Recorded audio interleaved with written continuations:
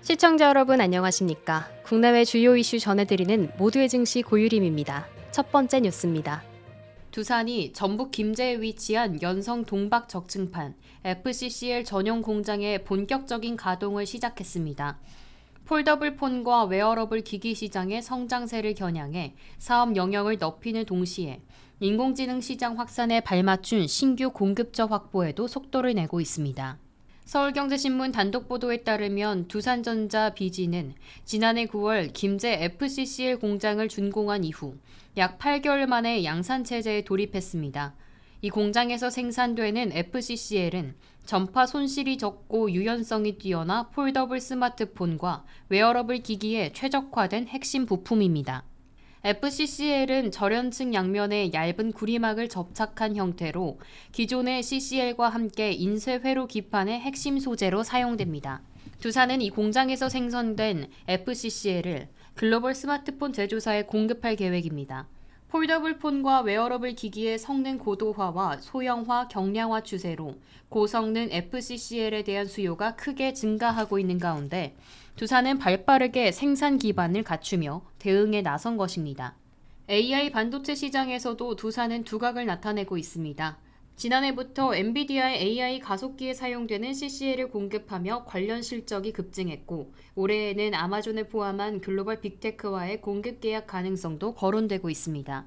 실제로 업계에서는 마벨과 아마존이 개발 중인 AI 전용 칩에 대한 품질 테스트가 두산을 중심으로 진행 중이며 오는 3분기부터 본격적인 발주가 시작될 것으로 전망됩니다.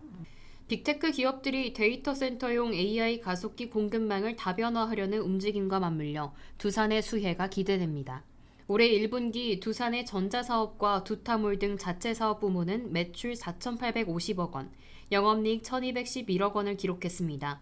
전년 동기 대비 매출은 1.8배, 영업이익은 4.9배 급증했습니다. 김천과 증평 공장의 가동률은 각각 110%를 넘어서는 등 전반적인 수요 호조세를 입증하고 있습니다. 이러한 성장세에 발맞춰 두산은 CCL 생산 라인 증설에도 속도를 내고 있습니다. 2027년까지 총 958억 원을 투자해 생산 능력을 대폭 확충할 예정입니다. 또한 지난해 CCL 사업본부장과 전자 BG장을 역임한 유승우 사장을 신임 대표이사로 선임하며 사업 강화에 드라이브를 걸고 있습니다. 두산의 고부가가치 소재 사업이 AI와 스마트 디바이스 양축을 중심으로 급격한 도약을 시도하고 있습니다.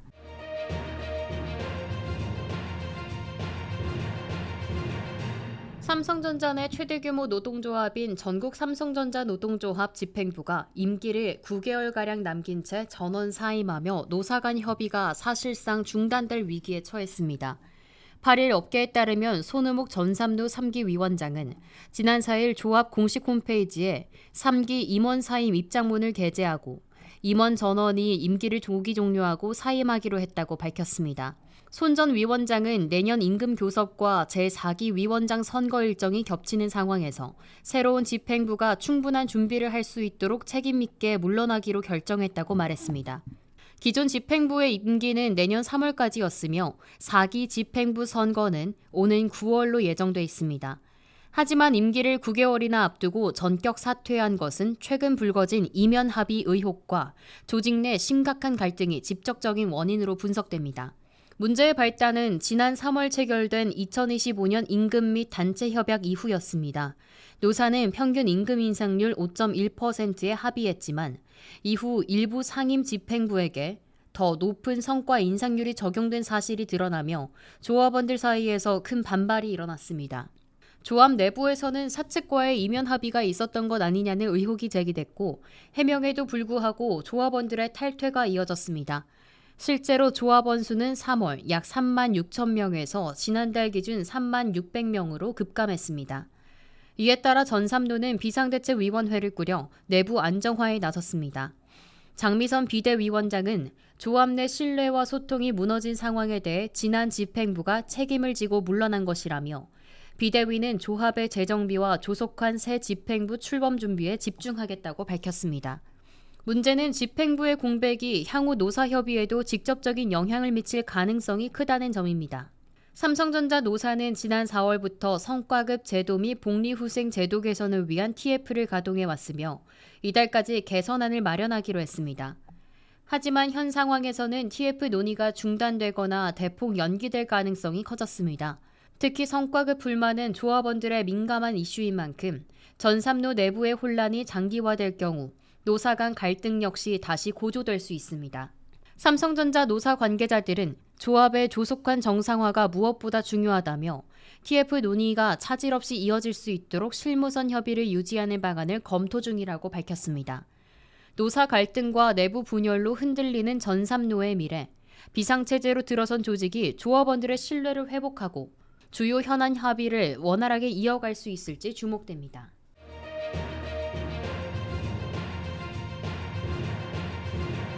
친환경 에너지로의 대전환에 속도를 내고 있는 두산 에너빌리티가 대규모 해외 자산 정리에 나섰습니다. 특히 베트남에 위치한 핵심 생산 거점 두산비나 매각이 초일기에 들어가며 HD현대그룹과의 빅딜이 가시화되고 있습니다. 서울경제신문 단독 보도에 따르면 두산 에너빌리티가 베트남 현지 자회사 두산비나를 정리하기로 하며 친환경 중심의 사업 포트폴리오 전환이 본격화되고 있습니다.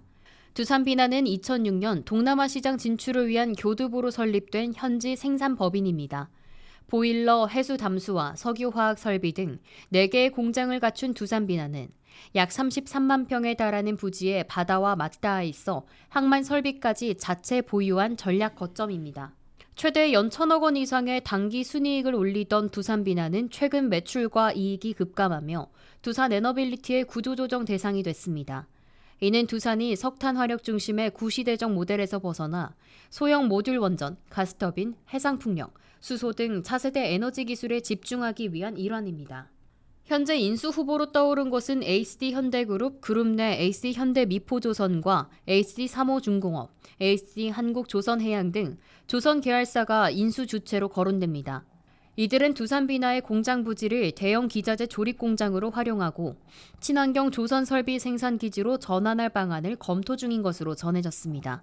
무엇보다 두산비나가 위치한 꽝흥 아이성 중꾸엇 경제특구는 베트남 정부의 전략적 육성 지역으로 높은 인프라 활용성과 낮은 인건비, 항만 접근성까지 갖춘 최적지입니다.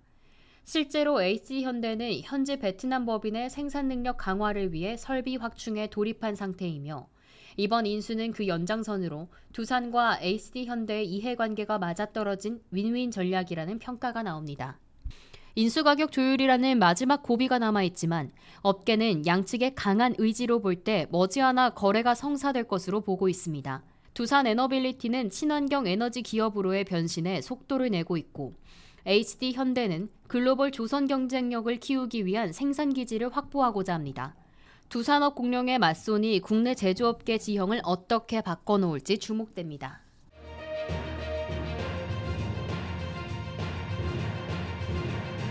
국내 대표 IT 기업 삼성전자가 소프트웨어 개발 방식의 새로운 변화를 예고했습니다. 개발자들이 자연어로 명령하면 코드를 자동으로 작성해주는 인공지능 코딩 도우미 클라인을 사내에 전격 도입한 건데요. AI로 무장한 개발 문화 혁신이 이제 현실이 되고 있습니다. 업계에 따르면 삼성전자가 개발 직군 임직원들의 생산성을 높이기 위해 AI 코딩 어시스턴트 클라인을 사내에 도입했습니다. 클라인은 오픈소스를 기반으로 개발된 인공지능 코딩 에이전트로 자연어로 지시만 하면 코드 작성부터 수정, 테스트 생성까지 수행할 수 있는 고도화된 AI 툴입니다. 삼성전자는 자사의 보안 기준에 맞춰 클라인을 최적화했고 현재 디바이스 경험 부문을 중심으로 베타 서비스를 진행 중입니다. 이달 말까지 베타 테스트를 거친 후 빠르면 다음 달부터 정식 도입이 이뤄질 예정입니다. 클라인의 가장 큰 특징은 단순한 코드 작성 보조를 넘어 복잡한 소프트웨어 개발 업무를 단계적으로 수행하며 개발자의 업무 효율을 극대화할 수 있다는 점입니다. 특히 삼성전자는 최근 DX 부문에 AI 생산성 혁신 그룹을 신설하고 전사 차원의 AI 기반 업무 혁신을 본격화하고 있습니다. 이 조직은 AI 인프라 구축과 활용 실행을 이끄는 컨트롤 타워로 각 사업부에는 AI 생산성 혁신 사무국도 함께 운영되고 있습니다. 삼성전자의 이러한 변화는 단순한 도구 도입을 넘어 개발 문화를 AI 중심으로 혁신하겠다는 강력한 의지를 보여주는 대목입니다. AI가 바꾸는 업무 환경, 그 변화의 중심에 삼성전자가 있습니다. AI 드리븐 컴퍼니를 선언한 삼성의 행보가 대한민국 산업 전반에 어떤 파장을 미칠지 주목됩니다.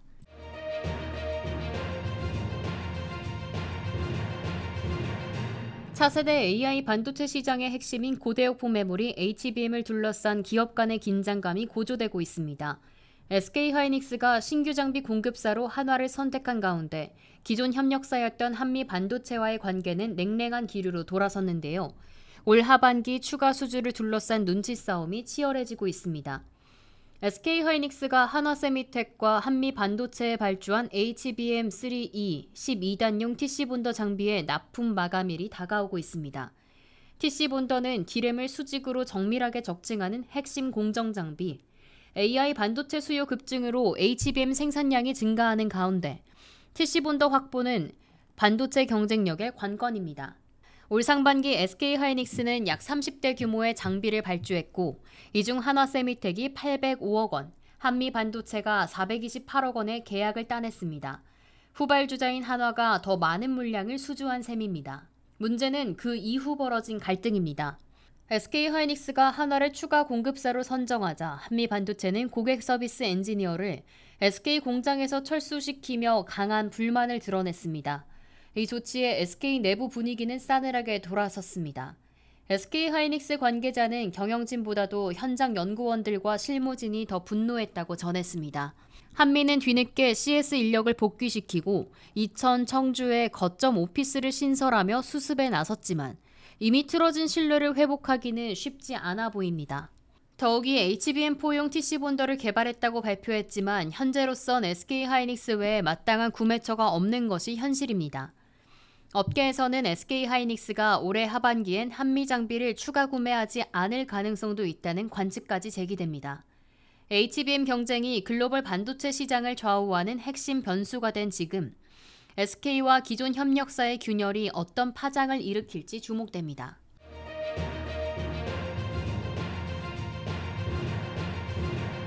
이재명 정부의 초대 대통령실 정책실장으로 선임된 김용번 신임 실장이 주목받고 있습니다. 전통 경제금융 관료 출신이지만 퇴임 후엔 블록체인 업계에서 활약하며 디지털 경제의 미래를 고민해왔다는 점에서 특히 스테이블코인 정책에 중대한 영향을 미칠 인물로 평가받습니다. 정책실장으로 대통령 곁에 있게 된 김용번 전 기획재정부 1차관은 전통 경제 관료의 길을 걸어온 그가 최근까지 몸담았던 곳은 국내 최대 블록체인 투자사 해시드의 리서치 조직이었습니다. 김 실장은 2022년부터 해시드 오픈 리서치 대표로 원화 기반 스테이블 코인을 비롯한 디지털 자산 정책에 대한 다양한 제언을 주도해 왔습니다. 그의 보고서들은 디지털 화폐 시대를 대비한 제도 설계의 청사진에 가까웠습니다. 이재명 대통령은 대선 후보 시절부터 원화 스테이블 코인 도입 필요성을 강조해 왔습니다. 대통령 공약집에는 직접 스테이블 코인 발행과 유통 방안을 마련하겠다는 문구가 명시돼 있습니다. 실제 김 실장은 지난 3월 원화 스테이블 코인 법제화 필요성을 제시한 보고서에서 제조업 경쟁력을 유지하는 범위 내에서 스테이블 코인을 활성화하면 원화의 국제 경쟁력을 유지할 수 있다고 주장한 바 있습니다. 이제 업계의 관심은 김 실장이 대통령실의 핵심 정책 브레인으로서 이 구상을 본격 현실화할지에 쏠립니다. 하지만 이런 흐름은 한국은행과의 충돌 가능성도 예고합니다. 일각에선 프로젝트 한강 같은 중앙은행 기반 CBDC 실험 대신 민간 핀테크가 발행하는 원화 스테이블 코인이 정책의 중심축이 될 수 있다는 전망도 나오고 있습니다. 이재명 정부의 디지털 경제 비전이 과연 금융 질서에 어떤 변화를 가져올지 김용번 실장의 향후 행보에 이목이 집중되고 있습니다.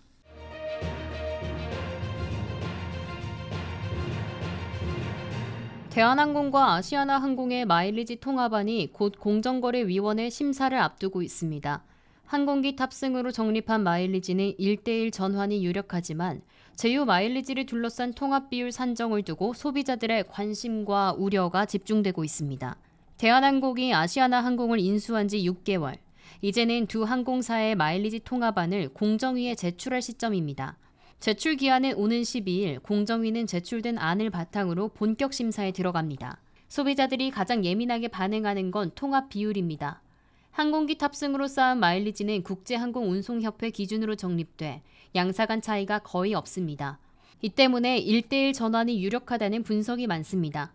하지만 문제는 제휴 마일리지입니다. 카드 사용, 렌터카, 쇼핑 등으로 쌓은 제휴 마일리지는 대한항공은 1,500원당 1마일, 아시아나는 1,000원당 1마일, 실질 가치로 환산하면 대한항공이 약 1.3배 높게 평가되고 있습니다.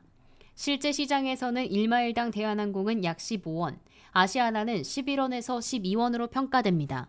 양사 마일리지를 1대1로 통합할 경우 역차별 논란이 불가피합니다. 이에 따라 1대 0.7 혹은 1대 0.9 등 차등 통합이 거론되고 있지만 이 역시 아시아나 고객들의 반발을 불러올 수 있습니다. 국회 입법조사처는 지난해 말 국제선례 가격 격차 활용 기회 등을 종합해 1대 0.9 수준의 합리적 통합이 필요하다고 제안했습니다. 문제는 공정위의 판단입니다.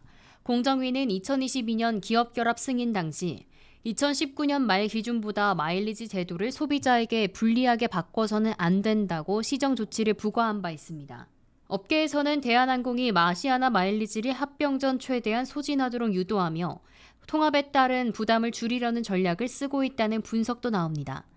1분기 기준 양사 이연 수익, 즉 잔여 마일리지는 대한항공 2조 6천억 원, 아시아나 9,500억 원, 총 3조 5천억 원에 달하는 부채입니다.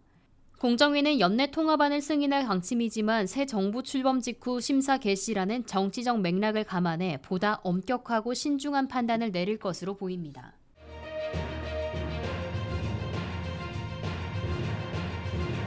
인공지능 산업의 확산이 메모리 반도체 시장의 경쟁 판도를 흔들고 있습니다. 삼성전자가 33년 만에 D램 시장 1위를 내주고 국내 기업들은 글로벌 업체들의 거센 추격 속에 방어전에 나섰습니다. AI의 확산은 고성능 메모리 수요를 폭발적으로 늘렸고 그 여파는 전통적인 메모리 강자들의 순위까지 뒤흔들고 있습니다. 1분기 전 세계 D램 시장에서 SK하이닉스가 점유율 36%를 기록하며 삼성전자를 처음으로 제쳤습니다. 삼성전자가 33년 만에 D램 1위 자리를 내준 것입니다. 승패를 가른 건 HBM, 고대역폭 메모리입니다. SK하이닉스는 최신 HBM3 제품 출하를 늘리며 평균 판매 단가를 방어했고 삼성전자는 미국의 수출 규제로 중국 판매 제약을 받으며 매출이 다소 줄어든 것으로 나타났습니다. 양강 체제의 균열을 가한 건 미국의 마이크론입니다. 업계 최초로 10나노급 6세대 저전력 D램 샘플을 출하하며 기술 선점을 노리고 나섰습니다. 시장 점유율은 아직 24.3%에 불과하지만 엔비디아 등 AI 수요처에 빠르게 제품을 공급하며 선두권 도약을 노리고 있습니다. 중국 업체들의 추격도 심상치 않습니다. 중국의 CXMT는 올해 1분기 점유율 4.1%를 기록하며 대만 난야를 제치고 단숨에 4위로 올라섰습니다. 정부 지원과 자국 수요 덕분에 빠르게 성장 중입니다. 낸드 플래시 시장도 춘추 전국시대입니다. 삼성전자가 여전히 1위지만 SK하이닉스, 마이크론, 일본 키오시아가 각축전을 벌이고 있습니다. 여기에 미국의 샌디스크와 중국의 YMTC까지 가세해 글로벌 6강 구도가 형성되고 있습니다. AI 데이터 센터, 고속 연산에 최적화된 고부가 메모리 수요가 급증하며 각국 기업들이 너도 나도 기술 개발과 생산 확대에 나서는 상황입니다. 삼성전자와 SK하이닉스는 여전히 70% 이상 점유율을 유지하고 있지만 공격적인 후발주자의 등장이 수익성과 입지를 위협할 수 있다는 분석도 나옵니다. AI가 촉발한 기술 경쟁, 이제는 성능과 가격뿐 아니라 공급망과 외교까지 총체적 대응이 필요한 시점입니다.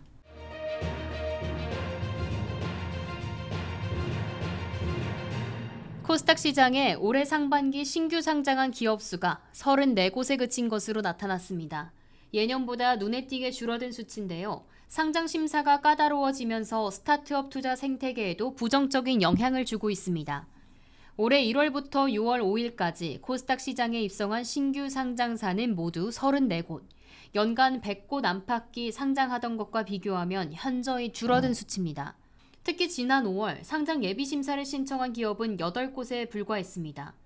같은 달 기준으로 2022년엔 22곳, 2023년엔 19곳이 예심을 청구했던 것과 대조적입니다. 신규 상장 위축의 주요 원인으로는 한국거래소의 한층 강화된 심사 기준이 지목됩니다. 한국거래소에 따르면 작년 상장 예심을 청구한 기업 중 46곳이 심사에서 탈락하거나 자진 철회했습니다. 이는 역대 최대였던 2021년에 31곳을 훌쩍 뛰어넘는 수치입니다. 거래소는 특히 이익을 내지 못하는 특례 상장사나 이미 상장한 계열사가 있는 중복 상장사에 대해 지배구조, 거래처 등 질적 요소를 까다롭게 심사하는 현미경 심사 기조를 유지하고 있습니다. 이는 투자자 보호 측면에선 긍정적이지만 스타트업 중심의 신산업 생태계에는 제약이 될 수 있습니다. 한 투자은행 관계자는 상장 요건이 강화되며 IPO를 준비 중인 기업들의 발길이 끊기지 않는다며 장기적으로는 벤처 투자 감소로 이어질 수 있다고 지적했습니다. 실제 민간 벤처 투자 플랫폼 WEC 집계에 따르면 올 1분기 벤처 스타트업 대상 투자 건수는 작년 대비 24% 감소한 243건에 그쳤고 투자 금액도 4% 줄어든 1조 2,363억 원으로 나타났습니다. 벤처 캐피털은 보통 IPO를 통한 지분 회수로 수익을 실현하는데 IPO 시장이 막히면 투자 자체가 위축될 수밖에 없습니다. 한국거래소는 상장 문턱을 낮출 계획이 없다고 밝히고 있어 연말까지도 신규 상장 수는 예년보다 크게 줄어들 것으로 예상됩니다.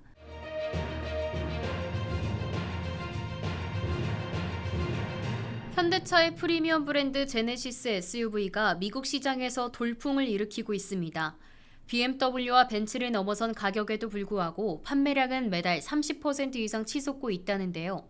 제네시스의 고급스러운 인테리어와 파격적인 보증 혜택이 소비자들의 마음을 사로잡고 있다는 분석입니다. 올해 5월까지 미국에서 판매된 제네시스 차량은 총 3538대, 지난해 같은 기간보다 16.5% 증가했습니다. 특히 SUV의 인기가 폭발적입니다. 중형 SUV GV70은 12,966대가 팔리며 31.9% 증가, 대형 SUV GV80도 1,416대가 판매돼 25.3% 증가했습니다. 올해 미국에서 팔린 제네시스 차량 10대 중 8대는 SUV일 정도입니다. 더 놀라운 건 가격입니다. 미국 자동차 전문 사이트 카즈닷컴에 따르면 GV80 3.5 터보 AWD 모델의 가격은 74,300달러로 이는 BMW X5, 벤츠 GLE 450보다도 수백만 원 비싼 수준입니다. 중형 SUV GV70도 마찬가지입니다. 2.5 터보 모델 가격이 55,435달러로 BMW X3와 벤츠 GLC를 모두 앞질렀습니다. 비결은 바로 고급스러운 디자인과 실내 인테리어, 첨단 기능 그리고 경쟁사보다 2배 넉넉한 보증 혜택입니다. 제네시스는 10년 또는 10만 마일 보증으로 소비자 신뢰를 확실히 잡았습니다. 이 같은 인기는 현대차, 기아 SUV 가격 상승으로도 이어졌습니다.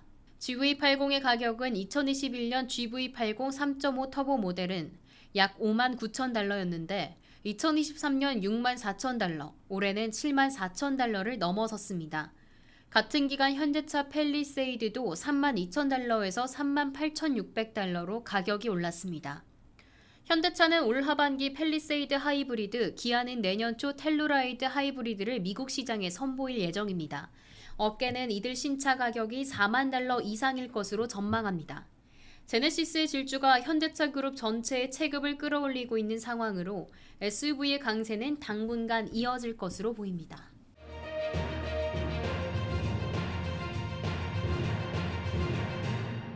미국 증권거래위원회가 XRP와 솔라나, 카르다노, 스텔라 루멘 등 주요 알트코인을 나스닥 크립토 미국 결제 가격 지수에 추가 승인함에 따라 XRP 현물 ETF 출시에 대한 기대감이 한층 높아지고 있습니다. 나스닥 측은 이번 조치가 향후 투자 상품의 기준 자산으로 활용될 수 있다고 밝혔습니다. 이는 기관 투자자들의 시장 진입을 촉진하는 중요한 발판이 될 것으로 보입니다. 이번 승인은 유동성과 가격 안정성이 검증된 자산을 지수에 편입한 결정으로 제도권 진입의 전제 조건을 충족했다는 평가가 나오고 있습니다. 발표 직후 XRP는 1% 상승했고 카르다노는 1.5%, 솔라나는 2%, 스텔라룸에는 1.96% 상승하며 긍정적인 반응을 보였습니다. 기술적 분석가 이그렉 크립토는 XRP가 장기 상승 사이클의 세 번째 단계에 진입했다고 분석하며 과거 패턴을 근거로 2025년 7월경 최고 27에서 39달러까지 상승할 가능성을 언급했습니다. 이는 현재 가격 대비 2,500% 이상 급등할 수 있다는 전망입니다. 자산운용사 바네크, 21쉐어스, 캐너리 캐피털은 지난 6월 6일 미국 증권거래위원회에 선 접수 우선 승인 원칙의 부활을 요청하는 공식 서한을 제출했습니다. 이들 운용사는 최근 비트코인과 이더리움 ETF의 동신 승인 사례를 언급하며 블랙록이 시장 점유율을 독식했다고 지적했습니다. 이에 공정한 경쟁을 위해 선착순 심사 원칙의 복원이 필요하다는 입장을 밝혔습니다.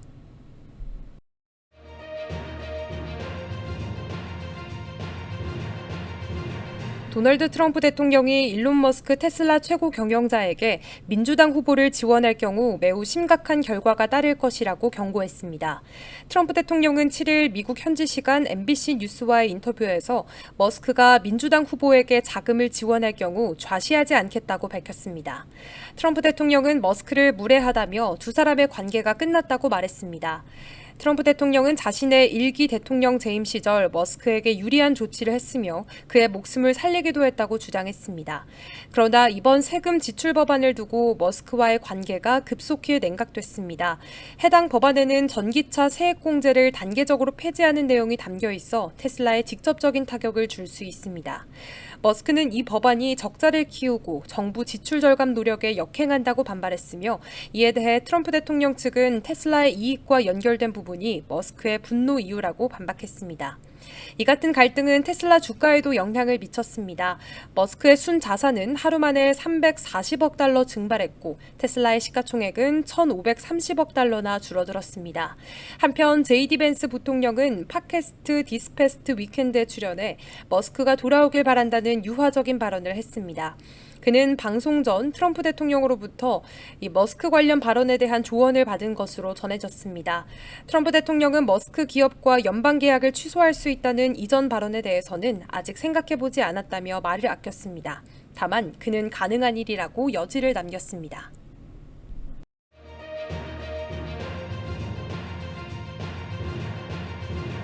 암호화폐 전문 매체 핀볼드는 최근 XRP가 과거 강세장과 유사한 패턴을 보이며 장기적으로 8달러를 목표로 한 상승 시나리오에 진입할 가능성이 있다고 분석했습니다.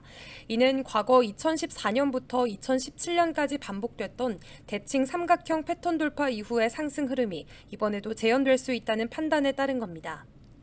트레이딩뷰의 인베스팅 스코프가 제시한 이 차트 분석에 따르면 XRP는 최근 대칭 삼각형 패턴을 돌파한 뒤 1.0 피보나치 수준 아래에서 조정 국면에 머물러 있다고 전했습니다.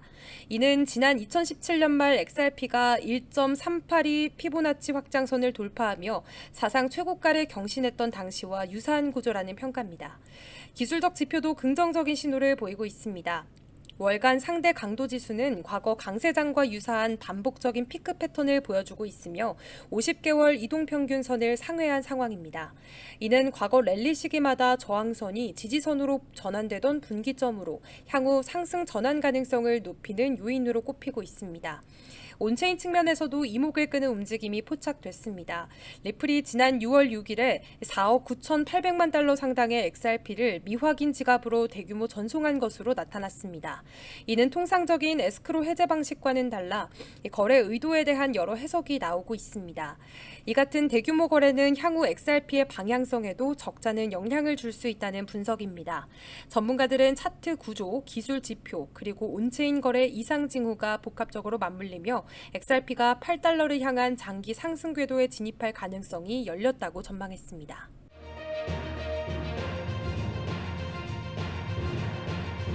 비트코인이 사상 최고가였던 11만 2천 달러에서 약 7% 하락한 10만 3,600달러 선에서 거래되며 반등 기대감이 높아지고 있습니다.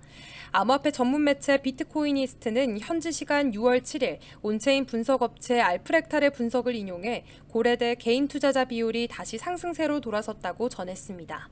대형 투자자들이 리스크를 감수하며 매수에 나서는 반면 개인 투자자들은 여전히 관망세를 이어가고 있는 모습입니다. 알프렉탈은 과거에도 고래대 개인 투자자 비율이 급등한 시점은 주로 강세장 전환의 전조로 해석되어 왔다고 설명했습니다. 이는 시장이 단기적으로는 불확실성을 안고 있지만 고래들의 매집세가 향후 가격 급등의 발판이 될 수 있다는 분석입니다. 시장에서는 미국 국채 수익률 상승과 지정학적 긴장 고조가 위험 회피 심리를 자극하며 비트코인이 통화 불안정성에 대한 해지 수단으로 다시금 주목받고 있습니다. 이는 비트코인이 가격 하락에도 불구하고 핵심 지지선을 지키며 상대적 강세를 나타내는 배경으로 작용하고 있습니다. 전문가들은 향후 며칠간 비트코인이 10만 3,600달러 지지선을 방어하며 10만 8천 달러에서 10만 9천 달러 구간을 돌파할 경우 사상 최고가 재도전 가능성이 높아질 것으로 보고 있습니다. 반면에 지지선이 붕괴될 경우 9만 2,600달러까지 하락 조정이 이어질 수 있다고 경고했습니다.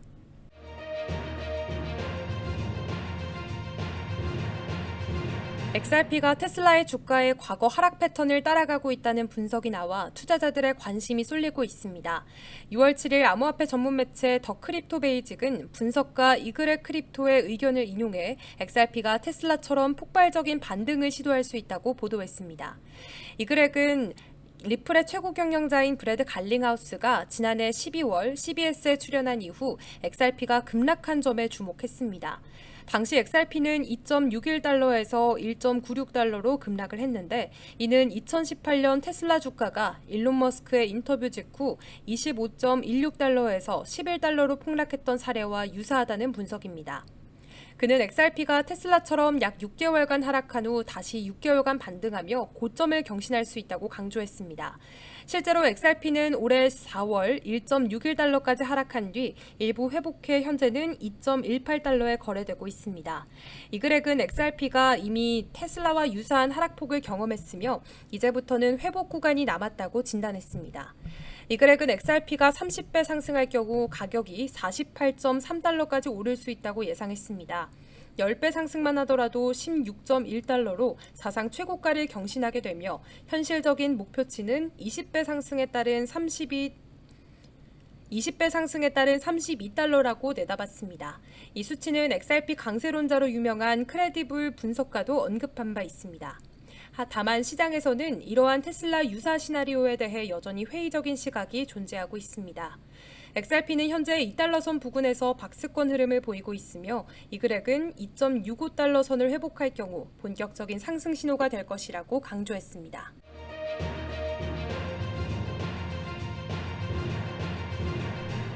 이더리움이 장기적인 다중 추세 저항선에 접근하며 기술적 돌파 가능성을 높이고 있습니다. 암호화폐 전문 유튜브 채널 크립토 캐피털 벤처를 운영하는 댄 감바데오 애널리스트는 현지 시간으로 6월 8일 이더리움이 오랜 침체를 벗어나 상승 전환 조짐을 보이고 있다고 분석했습니다.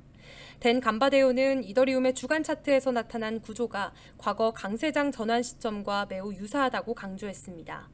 특히 이번 상승 전환 가능성이 단순한 크립토 사이클이 아니라 미 연준의 통화 정책 변화와 미국, 중국 간 관세 갈등 등 매크로 환경과도 밀접한 관련이 있다고 진단했습니다. 그는 지금은 전체 거시금융 흐름과 기술적 분석이 동시에 중요한 전환점에 놓여 있다고 밝혔습니다. 이더리움의 차트에서는 빠른 모멘텀 지표인 스톡 RSI가 과매수 국면에 진입하며 강력한 상승 신호를 보내고 있다고 설명했습니다. 이 같은 패턴은 과거 2020년 급등 직전에도 나타난 희귀한 흐름으로 RSI 역시 하락 추세선을 상향 돌파하려는 움직임을 보여주고 있다고 전했습니다. 다만 이동평균선 재테스트 가능성과 함께 단기적인 조정 구간이 발생할 수 있다는 점도 경고했습니다. 댄 감바데오는 과거 상승장 초기에는 RSI가 상승 전환하기 전에 한두 차례 조정과 이동평균선 재확인이 있었다며 투자자들에게 조심스러운 접근을 권고했습니다. 또한 그는 현재 이더리움이 단연간 이어진 하락 추세선의 정점에 위치해 있어 시장의 변동성이 크게 확대될 수 있다고 전망했습니다. 그는 마지막으로 지금은 시장의 확신이 부족한 상태지만 과거 사이클에서도 가장 큰 랠리는 부정적인 분위기와 데이터 기반의 상승 신호가 동시에 출현했을 때 시작됐다고 덧붙였습니다. 이더리움이 과거 상승 랠리의 패턴을 반복하며 새로운 강세장을 열어갈 수 있을지 시장에 관심이 쏠리고 있습니다.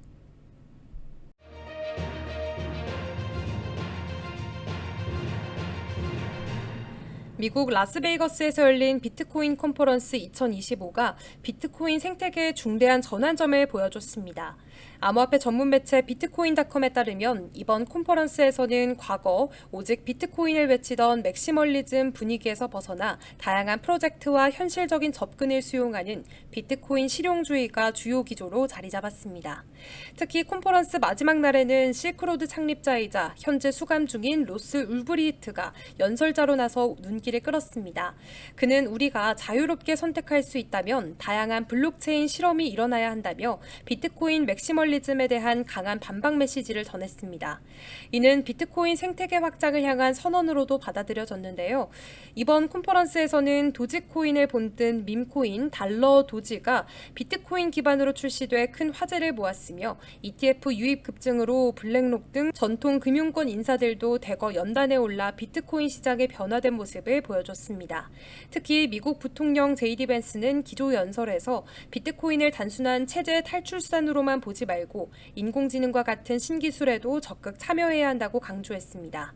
전문가들은 비트코인 실용주의가 트럼프 일가의 정치 개입, 블랙록의 시장 독식, 밈코인과 레이어2 프로젝트 난립 등 여러 위험과 모순을 동반한다고 지적했습니다.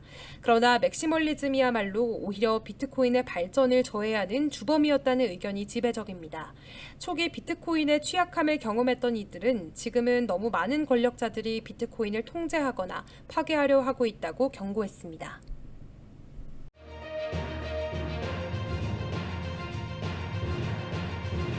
XRP의 온체인 결제량이 단 하루 만에 90% 이상 급감하며 시장에 불안감을 주고 있습니다.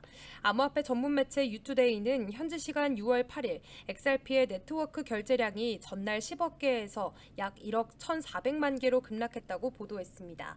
이는 XRP의 실질적인 유틸리티와 기관 수요를 가늠하는 주요 지표로 이처럼 극단적인 감소는 네트워크 사용량 둔화와 기관 트래픽 약화를 시사한다는 분석이 제기됩니다. 다만 가격은 기술적 지지선을 지키며 오히려 반등세를 보였습니다. XRP는 200일 지수이동 평균선에서 지지를 받으며 2.20달러까지 회복해 하루 동안 3.25% 상승했습니다. 그러나 2.26달러에서 2.55달러까지 이어지는 저항 구간에서 박스권 움직임을 이어가고 있으며 단기적으로는 50일선과 100일선을 유지하지 못해 반등의 강도에 의문이 제기되고 있습니다. 특히 이번 반등이 거래량 증가 없이 진행된 점은 매수세의 확신 부족을 드러냅니다. 과거 사례에 비추어 보면 네트워크 활동 감소는 종종 가격 하락이나 조정의 전조로 작용해 왔습니다.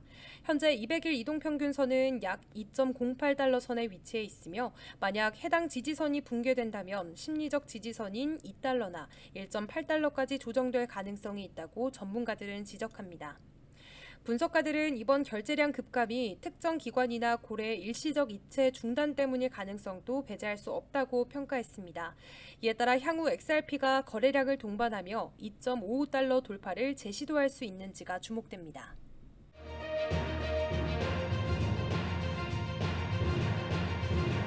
도널드 트럼프 미국 대통령과 일론 머스크 테슬라 최고 경영자의 갈등이 암호화폐 시장을 흔들고 있습니다. 암호화폐 전문 매체 크립토 슬레이트는 현지 시간 8일 두 사람의 갈등이 밈코인 거래량 급증으로 이어졌다고 전했습니다. 디지털 자산 분석 업체 DDEX 스크리너에 따르면 최근 24시간 동안 밈코인 상위 10종의 거래량은 약 5억 5,600만 달러를 기록했습니다. 특히 오피셜 트럼프와 킬빅 뷰티풀 빌, 오피셜 머스크, 프레지던트 대 일론, 뉴 폴리티컬 파티 등 5개 토큰의 거래량이 전체의 64%를 차지하며 3억 5,500만 달러를 넘어섰습니다. 그 중에서도 오피셜 트럼프는 약 2억 2,800만 달러의 거래량으로 단연 돋보였습니다.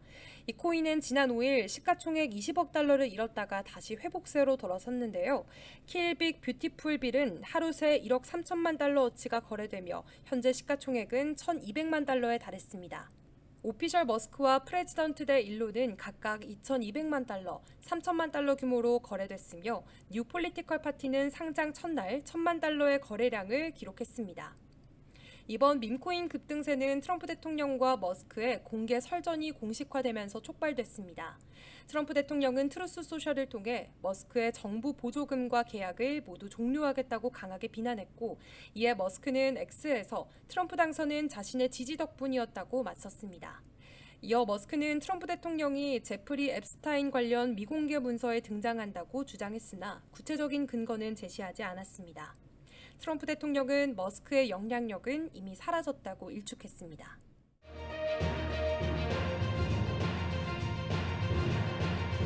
도널드 트럼프 대통령이 바이든 전 대통령 시절 수립된 주요 사이버 보안 정책들을 대폭 철회하는 새 행정명령에 서명했습니다.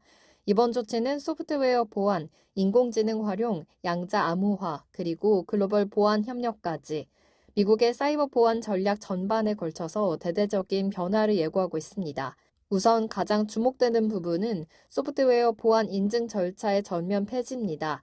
바이든 행정부는 연방정부의 공급망 보안을 강화하기 위해서 소프트웨어 공급 업체들이 보안 개발 준수 여부를 입증하는 보안 소프트웨어 개발 인증서를 제출하도록 요구해 왔습니다.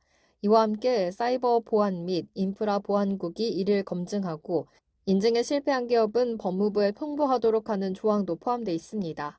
그러나 트럼프 대통령은 이러한 절차들이 실질적인 보안 강화보다 형식적 절차에 집중돼 있다며 이를 모두 삭제했습니다. 다음으로 인공지능 기반 사이버 방어 프로그램도 중단됩니다. 바이든 전 대통령은 AI 기술을 활용해 에너지 분야 핵심 인프라를 보호하고 AI 코딩 보안 연구를 우선 추진하는 계획을 발표했지만 트럼프 대통령은 이 역시 중단시켰습니다. AI를 이용한 첨단 방어 연구보다 기존 보안 시스템의 안정성과 기술적 검증을 더 중시하겠다는 방침입니다. 양자 컴퓨팅에 대한 암호화 도입 계획도 대폭 축소됐습니다. 바이든 정부는 각 기관이 양자 내성 암호화를 가능한 한 조속히 도입하도록 요구했으나 트럼프 대통령은 이 요구사항 대부분을 삭제하고 다만 CISA가 관련 제품 리스트만 관리하도록 조정했습니다. 이와 함께 트럼프 대통령은 리스트에 보안 표준 마련 지침, 피싱 저항성 인증 시스템 도입, 인터넷 라우팅 보안 자문 등 바이든 대통령이 지시한 다수의 보안 정책들도 철회됐습니다. 디지털 신분증을 활용한 공공복지 사기 방지 프로그램 역시 부적절하다며 폐지됐습니다. 국제협력 차원에서도 변화가 감지됩니다. 기존에는 국무부와 상무부가 리스트의 양자 암호화 표준을 해외 동맹국 및 산업에 확장시키도록 지시받았지만 이 역시 폐지됐습니다. 대신 미국 내부 규제와 기술 확산 통제를 강화하는 쪽으로 방향을 전환한 모습입니다. 이번 행정명령에는 제재 권한과 관련한 중요한 문구 수정도 이뤄졌습니다. 기존에는 미국 정부가 사이버 공격과 관련된 제재를 국내외 인사 모두에게 적용할 수 있었지만 트럼프 대통령은 이를 외국인 한정으로 하도록 수정했습니다. 이를 통해 향후 해당 권한이 국내 정치적 목적으로 악용될 소지를 차단하려는 의도로 보입니다. 다만 바이든 대통령 시절 신설된 IoT 보안 인증 프로그램은 그대로 유지됩니다. FCC가 주관하는 이 프로그램은 에너지스타 인증처럼 정부 인증을 받은 안전한 IoT 제품만이 연방정부에 납품될 수 있도록 하는 제도입니다. 이 프로그램은 2027년부터 본격 시행될 예정입니다. 이번 트럼프 대통령의 조치는 규제 부담을 대폭 완화하고 민간의 자율성을 강조하는 한편 국가 안보 차원에서의 통제와 감시는 강화하는 이중적 전략으로 분석됩니다. 전문가들 사이에서는 실질적인 보안 수준 향상보다는 정치적 기조 변화의 성격이 강화다는 평가가 나옵니다. 앞으로 이러한 정책 변화가 미국의 사이버 보안 역량과 글로벌 보안 질서에 어떠한 영향을 미치게 될지 주목되고 있습니다.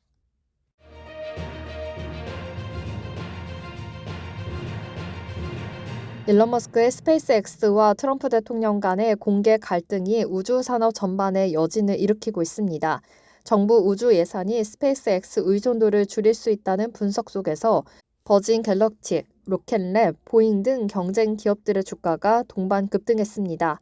최근 프리마켓에서 버진 갤럭틱의 주가는 10% 급등했으며 로켓랩은 3.5%, 보잉 역시 소폭 상승했습니다. 이번 흐름은 최근 일론 머스크의 드래곤 캡슐 철수 위협 발언과 번복 이후에 촉발된 것으로 해석됩니다. 머스크는 최근 스페이스X가 유일한 유인 우주 왕복 수단인 드래곤 캡슐을 당분간 철수하지 않겠다고 공식 발표했습니다. 이는 최근 트럼프 대통령과의 갈등 속에서 등장한 철수 위협을 뒤집은 결정입니다. 현재 드래곤은 보잉의 스타라이너 실패 이후 미 나사의 국제 우주 정거장 인력 수송에서 사실상 유일한 대안으로 남아 있습니다. 정부가 스페이스X 의존도를 줄일 가능성을 투자자들이 선반영하고 있다고 애널리스트는 분석했습니다. 이번 주 캘리포니아 롱비치에서 열린 스페이스 테크 엑스포에서도 정부가 중소형 우주기업 육성 의지를 내비친 점이 투자 심리를 자극했습니다. 레쇼크 애널리스트는 정부가 스페이스X와의 협력 관계를 완전히 끊을 가능성은 낮지만 일정 수준의 의존도 축소는 로켓랩, 버진 갤럭틱, 보잉, ULA 등 기회가 될 수 있다라고 전망하고 있습니다.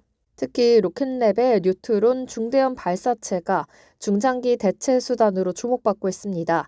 이처럼 미 정부의 우주 정책 다변화가 본격화될 경우 기존 스페이스X 중심 구조에 균열이 생길 수 있다는 기대감이 관련 종목들의 강세로 이어지고 있습니다.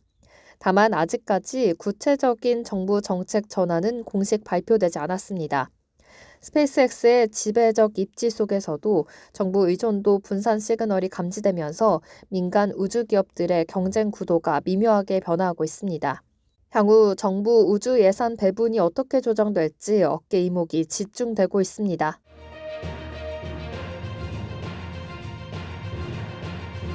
트럼프 브랜드의 암호화폐 지갑 출시가 혼란 끝에 전격 중단됐습니다. 대신 트럼프 대통령의 가족이 지지하는 디파이 프로젝트가 트럼프 토큰에 대한 대규모 투자 계획을 발표했습니다. 이번 주 초 발표됐던 트럼프 브랜드 암호화폐 지갑 및 거래앱 출시 계획이 공식 중단됐습니다. 혼란스러운 발표와 법적 경고장이 잇따른 것이 배경이 됐습니다. 에릭 트럼프는 금요일 오피셜 트럼프 민코인이 월드 리버티 파이낸셜과 협력하기로 했다고 밝혔습니다. 그는 비록 이번 밈 지갑은 더 이상 추진되지 않았지만 우리는 세계에서 가장 흥미로운 민코인을 만드는 데 집중하고 있다고 강조했습니다. 이어 월드 리버티 파이낸셜이 트럼프 토큰에 대한 장기 국고 보유금 확보를 위해서 대규모 매입에 나설 계획이라고 덧붙였습니다. 앞서 화요일 매직 에덴과 파이트 LLC는 트럼프 브랜드를 내건 새 암호화폐 지갑 및 거래앱 출시를 예고했습니다. 매직 에덴의 공동 창업자 잭 루는 해당 지갑을 통해서 트럼프 토큰뿐만 아니라 비트코인, 이더리움, 솔라나, 카르다노, 리플, 도지코인 등 주요 암호화폐 거래가 가능할 것이라고 밝혔습니다. 하지만 트럼프 대통령의 새 아들은 해당 지갑 프로젝트에 트럼프 그룹이 전혀 관여하지 않았다며 거리를 두었고 월드 리버티 파이낸셜 측은 파이트 LCC에 법적 경고장을 보냈습니다. 불목을 따르면 월드 리버티 측은 독자적인 공식 지갑 출시에 집중할 계획입니다. 월드 리버티 파이낸셜은 공식 입장문을 통해 트럼프 민코인과 WLFI는 다른 차선으로 달리고 있지만 같은 도로 위에 있다. 같은 가치, 같은 미션을 공유한다고 밝혔습니다. 한편 트럼프 대통령은 최근 워싱턴 DC 인근 골프장에서 공식 트럼프 토큰 상위 보유자 220명을 초청하는 별도의 행사도 개최했습니다. 이에 대해 민주당 의원들은 트럼프 대통령이 미국을 팔아넘기고 있다고 비판의 목소리를 냈습니다. 또한 이번 주 초 월드 리버티 파이낸셜은 자체 스테이블 코인인 USD1을 WLFI 토큰 판매 참여자들의 지갑에 에어드랍 방식으로 지급했다고 블록체인 데이터 분석 업체 로건체인과 슬로우미스트가 보도했습니다. 트럼프 대통령의 암호화폐 행보가 본격화되는 가운데 브랜드를 둘러싼 혼선과 정치적 논란이 역시 확대되고 있습니다. 향후 트럼프 캠프와 월드 리버티 파이낸셜의 행보가 암호화폐 시장과 정치권에 어떤 파장을 미치게 될지 주목되고 있습니다.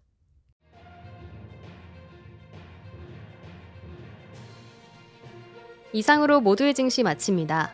본 방송에서 제공해드리는 정보는 투자 판단에 대한 조언일 뿐 해당 자산의 가치와 상승을 보장하지 않습니다. 시청해주신 여러분 고맙습니다.